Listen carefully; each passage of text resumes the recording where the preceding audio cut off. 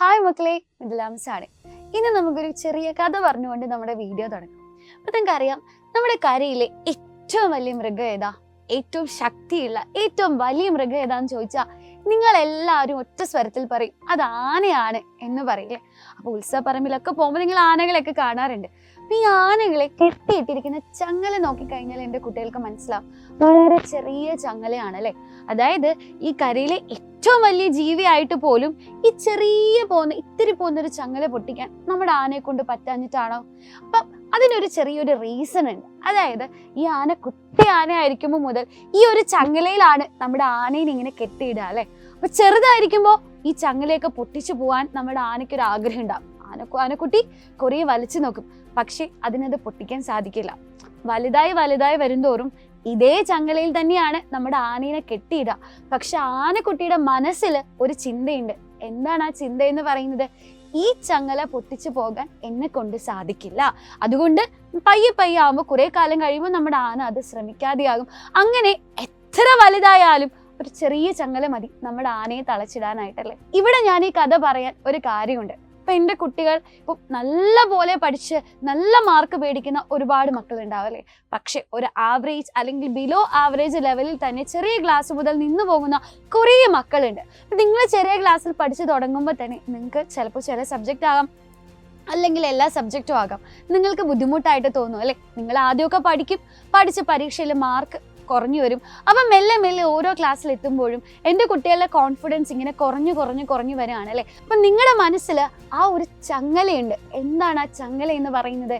എന്നെ കൊണ്ട് പഠിച്ച് നല്ല മാർക്കിലേക്ക് എത്താനായിട്ട് സാധിക്കില്ല.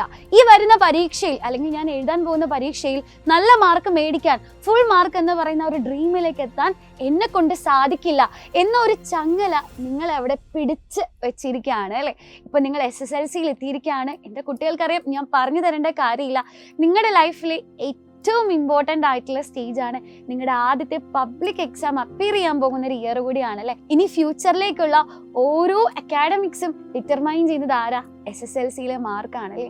ഇപ്പോഴും പല മക്കളുടെ മനസ്സിൽ ഉള്ള ഒരു കാര്യമുണ്ട്, SSLC പരീക്ഷയൊക്കെ വരും അല്ലെ, പക്ഷെ എന്നെ കൊണ്ടൊന്നും സാധിക്കില്ല, എന്നെ കൊണ്ട് ഫുൾ A+ ഒന്നും മേടിക്കാനായിട്ട് സാധിക്കില്ല എന്നുള്ളൊരു ചങ്ങല നിങ്ങളെ അവിടെ തടഞ്ഞു നിർത്തുന്നുണ്ടാവും അല്ലെ. പക്ഷെ മക്കളെ, ഈ ചങ്ങല പൊട്ടിച്ച് പുറത്തേക്ക് വരാൻ തീർച്ചയായിട്ടും നിങ്ങളെ കൊണ്ട് സാധിക്കും. അതിന് നിങ്ങൾക്ക് വേണ്ടത് ഒരു സപ്പോർട്ടാണ്, ഒരു ബാക്ക് ബോൺ ആണ്. അതാണ് നമ്മുടെ അസ്ട്ര ബാച്ച് എന്ന് പറയുന്നത്. ഇപ്പോൾ ഒരു സാധാരണ ഒരു ട്യൂഷൻ സെന്ററും നമ്മുടെ അസ്ട്ര ബാച്ചും എടുത്ത് നോക്കിക്കഴിഞ്ഞാൽ ഒരുപാട് ഡിഫറൻസ് നിങ്ങൾക്ക് കാണാനായിട്ട് സാധിക്കും. ഇപ്പം നോർമൽ ഒരു കൺവെൻഷണൽ ട്യൂഷൻ സെന്ററിൽ പോകുന്ന കുട്ടിയാണെന്ന് ഇരിക്കട്ടെ, ഇപ്പം നമുക്ക് ചിലപ്പോൾ നമ്മുടെ ഒരു ഫിസിക്കൽ കണ്ടീഷൻ കൊണ്ടാകാം, അല്ലെങ്കിൽ എന്തെങ്കിലും ഫംഗ്ഷൻസ് കൊണ്ടാവാം, ചിലപ്പോൾ നമുക്ക് ട്യൂഷൻ അറ്റൻഡ് ചെയ്യാൻ പറ്റിയെന്ന് വരില്ല അല്ലെ.